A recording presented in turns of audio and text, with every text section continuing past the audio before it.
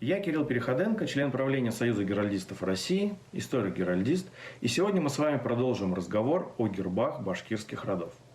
В прошлый раз мы обсуждали герб рода Юрматы, сегодня же поговорим о проекте герба другого рода, рода Балыксы. Говоря о роде Балыксы, мы должны вспомнить о том, что этот род происходит от другого башкирского древнего рода, рода Табын. Вот. И смотря на символику рода Табын, мы, обращаясь, собственно, к сказанию Дафтар Чингиснаме, видим, что Чингисхан дал следующие символы основателю рода Уйшин Майкибию. Он сказал: «Пусть твоим деревом будет лиственница, птицей орел, боевым кличем салават». Вот. Эти символы стали наследственными символами рода Табын и передались также роду Балыксы, как роду, произошедшему от рода Табын по наследству. Соответственно, в гербе рода Балыксы мы видим птицу, это летящий орел, который держит в своих лапах ветвь лиственницы. И из древних символов мы видим девизную ленту под гербом с араном, с боевым кличем салават. Вот. Также в гербе есть и другие фигуры. Первое – это тамга рода. Герб дополнен еще фигурами. Это глава, в которой изображена крепость, город.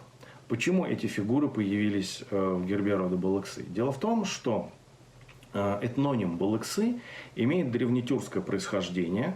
В древнетюркских рукописях VIII века слово «балык» употребляется в значении «город». Вот. Тюркский этноним Балыксы подразумевает первоначально жителей оседлых поселений или кочевников, живущих на периферии древних городов. Вот. Таким образом, изображение древнего города, а изображение взято не случайно, это изображение сходно с тем, как в древних атласах изображались башкирские города. Вот. И оно указывает, собственно, на название рода, то есть на ту историческую особенность рода, которая была отражена в его названии. История рода, отраженная не только в крепости. Обратите внимание на волнистый край головы, который также напоминает о том, что исторически род Балыксы расселялся вдоль рек. Это река Яйк, Урал, Танып, Тюй. Также волнистый край напоминает о народных преданиях рода, связывающих название самого рода с башкирским словом «рыболов», от слова «балык» – «рыба».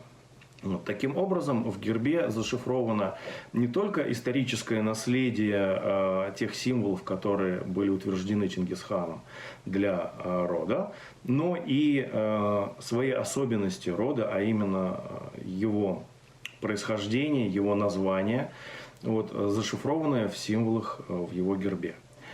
Также обратите внимание, что герб дополнен еще дополнительными элементами. Это шлем.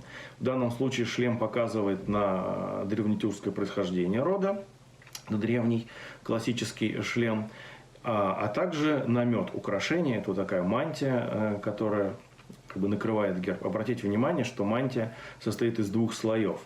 Нижний слой кольчужный и верхний слой тканевый. Вот если смотреть на родовые гербы, то вот этот намет, он также относится к древним символам. Дело в том, что Чингисхан своим бием дал также кольчуги с именами.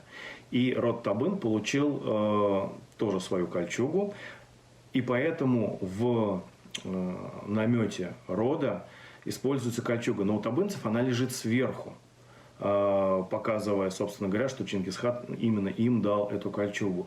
Род Балыксы, унаследовавший эти же символы от табынцев, имеет кольчужное полотно, покрытое тканью, то есть указывая на то, что род все-таки имеет что род младший имеет свою особенность истории происхождения от старшего рода Табын.